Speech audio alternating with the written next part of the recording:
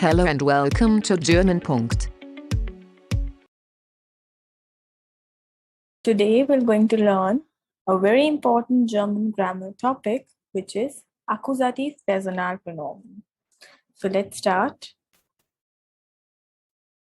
So before understanding Akkusativ Personal Pronomen, we should be knowing what is Nominativ Personal Pronomen. So here, as you can see, I have written all of them. Ich, du, sie, es, wir, ihr, sie, which is formal you, and this sie, which is for plural, they. And all these nominative personal pronomen are actually used as subjects when we write a sentence. Okay, in that we use nominative personal pronomen when we are talking about a particular subject. You remember that these are always used as subject, or in German we say Subjekt. Okay, so I'm writing a sentence to make you understand how we're going to use this nominative subject, or how we identify the nominative subject if you have any doubts. When I'm writing a sentence by using accusative verb. Okay, so for example, if I write a sentence using kaufen, which means to buy something. Okay, so ich kaufe einen Rock. Ich kaufe einen Rock. If you remember, article von Rock is der Rock, which is a skirt. Okay. So here, as we can see, ich is a subject. And remember that subject is always nominative. So kaufen is accusative verb. No? So this is accusative verb. Now,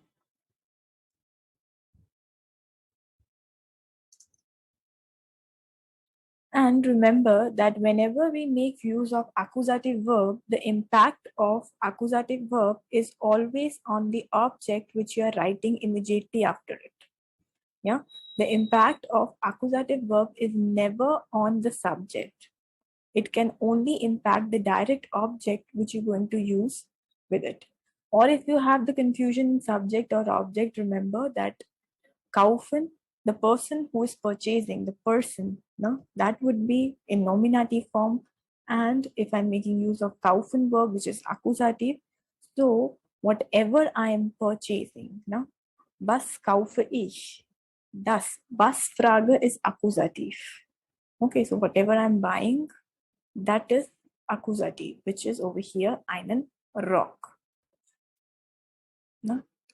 So now this direct object, as I've used over here, is a thing, eine Sache. No? Ich kaufe einen Rock. So this is an example of accusative verb wherein I am writing a nominative subject, which is ich, kaufen, accusative verb, and direct object is einen Rock. Similarly, you can take one more example over here. Beispiel brauchen. No? Brauchen is auch ein accusative verb. So let me write one example with brauchen now, which is ich brauche einen Bleistift. Article von Bleistift is again der Bleistift. I'm taking their example because der changes to den in case of accusative. So that is what is noticeable in this case. Okay, so again, ich is nominative Subjekt. Brauchen is accusative verb, and the impact of brauchen is on the direct object which we are using over here, which is Bleistift. No? So ich will not going to get affected because it is nominative subject. The doer is always a nominative in case of a sentence we are writing. Yeah, so that will always be nominative Subjekt. No? Then we are using here brauchen verb, which is accusative, and the impact of brauchen verb is on the direct object which we are using over here, which is again in this case a Bleistift, which is eine Sache. No? This is eine Sache. And because of the brauchen verb which we are using, the impact of this verb is on the direct object, as I said, and hence the der article has been changed to einen because brauchen is accusative. Now, this is what we have understood by now, that what is nominative subject, accusative verb, and the impact of the verb will change the direct object article. Okay. Now, here, as we have done this nominative Personalpronomen, now we're going to shift to Accusative Personalpronomen. This list, I think, know many of you have learned it already, but when it comes to usage, then there is a problem. Okay, so ich changes to mich, du dich, ihn, sie changes to sie, es ist es, wir uns, ihr euch, sie, and the plural sie also remains sie. So as you can see, in case of nominative, in case of accusative Personalpronomen, all the these are same.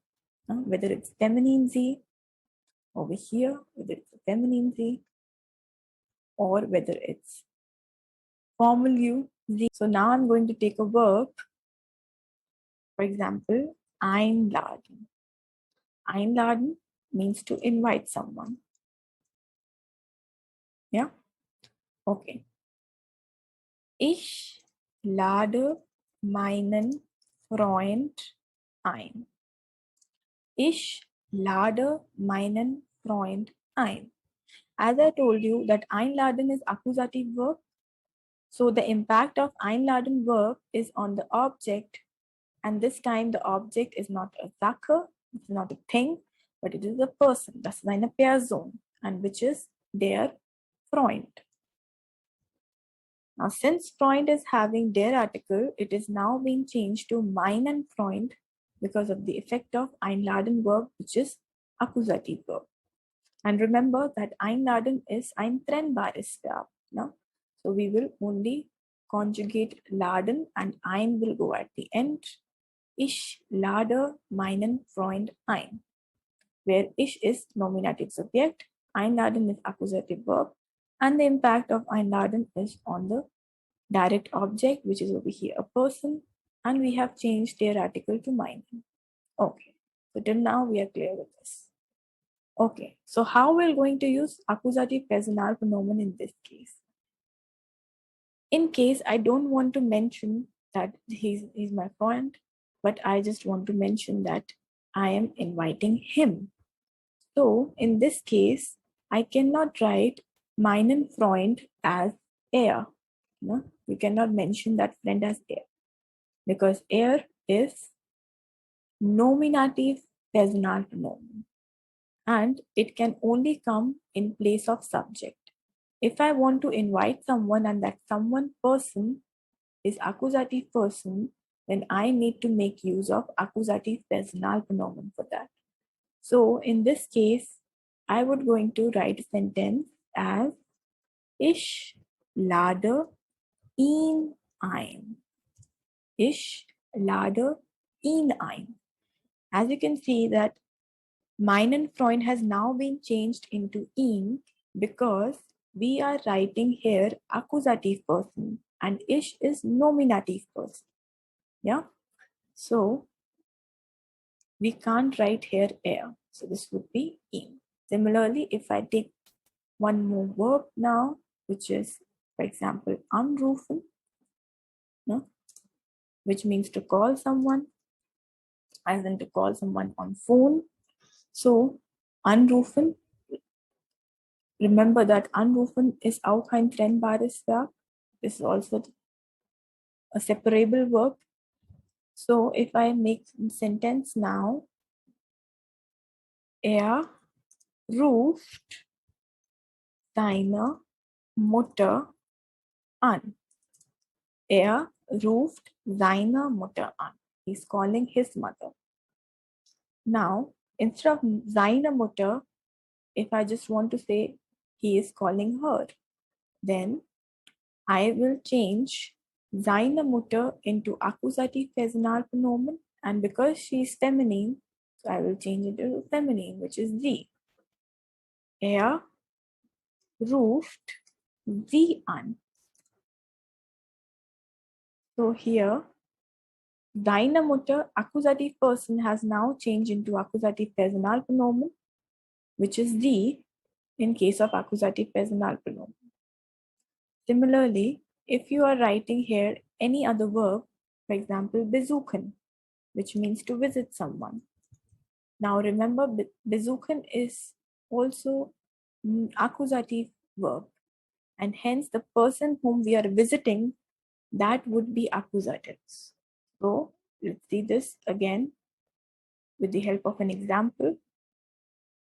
Wir besuchen unsere Freunde. No? Wir besuchen unsere Freunde. We are visiting our friends. Or you can write wir besuchen sie. Here, Freunde is plural, and hence I have taken this sie, which is for plural sie. Wir is nominative subject, no? And sie, the person whom we are visiting, is accusative person. In this case, it is plural. Sie means we are visiting them. Unsere Freunde. Or if I make use of the verb treffen now, which means to meet someone. And I'm rewriting the sentence now.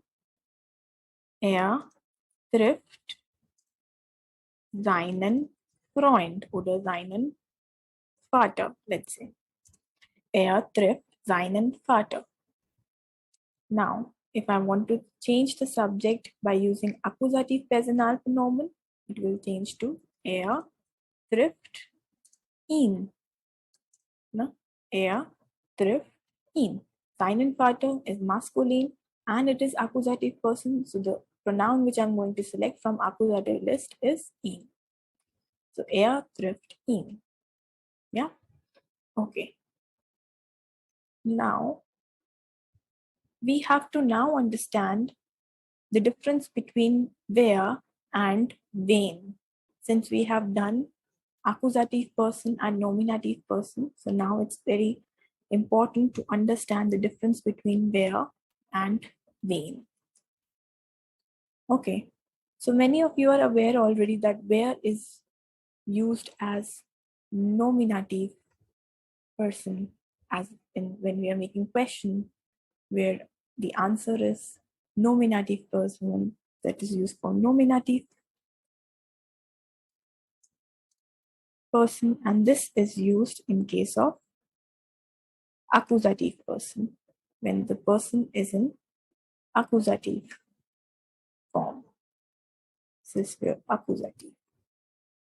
Now the question is that wer and when to use wer, when to use wen. First thing which is very important to understand that wer and wen both are used for person only. It will never be used for a thing, eine Sache. For that we use was-Frage. Okay, wer and wen is always used for person, für eine Person, and not for a thing.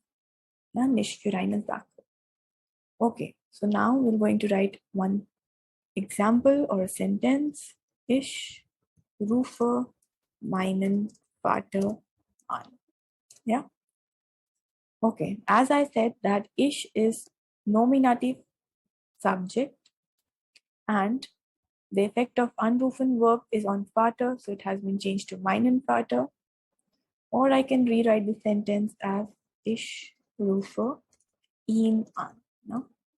Wherein again, ihn is accusative Personalpronomen. Yeah. So let me mark this one over here. This is again, ich markiere das. Now I'm writing here question using wer and wen. How are we going to use it? So for example, first one, wer ruft ihn an? Na? Oder wer ruft den Vater an? Then, so For understanding where and when usage, you should be very clear what is the answer for the question. Whom are we asking about? So in the first question, as you can see, I have made wer ruft ihn an oder wer ruft den Vater an. Was ist die Antwort hier? Die Antwort ist ich, which is nominative person, no? Or nominative subject. So Antwort is ich. So that is why I have written here where, because question is asking for nominative person or nominative subject. Whenever you are asking in the question about nominative person or nominative subject, then the question will always start from where, when the subject is a person, I mean. Okay.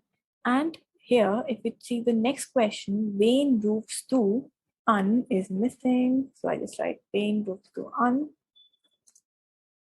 Yeah. Wen rufst du an? Then was ist hier die Antwort? Ihn oder meinen Vater. Ja. Wen rufst du an? Antwort ist meinen Vater oder ihn. So again, whom I'm asking about in the second question, I'm asking about the accusative person. So hence I have to use here wen and not where. Depending on whom we are asking about in the question, whether I'm asking about nominative person or whether I'm asking about accusative person, our question will going to start in that sense. Okay, if it's nominative person, then where. If it's accusative person, then wen. Yeah. Okay, so let's see one more example now with some other verb now. For example, er besucht seine Oma. Er besucht seine Oma. We know er is nominative subject or nominative person, and seine Oma is accusative person. Or I can make use of accusative personal pronoun over here and rewrite the sentence as er besucht sie. No? Er besucht sie. Now I'm writing two questions. You need to answer them. Dash besucht er dash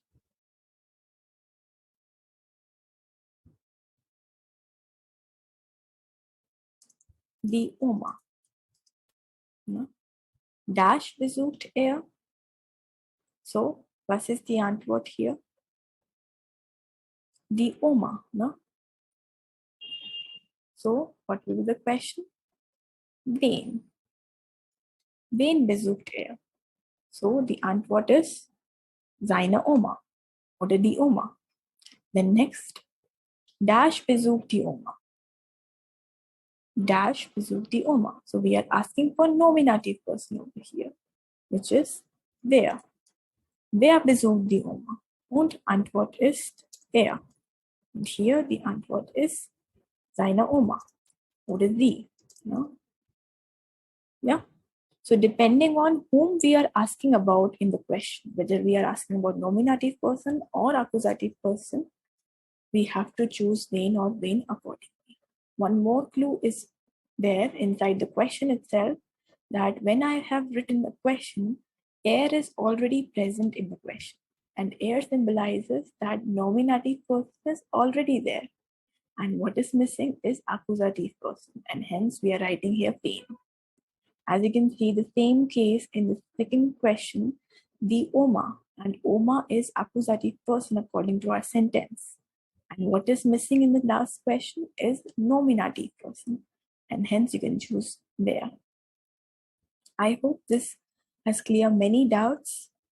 Okay, then see you. Cheers.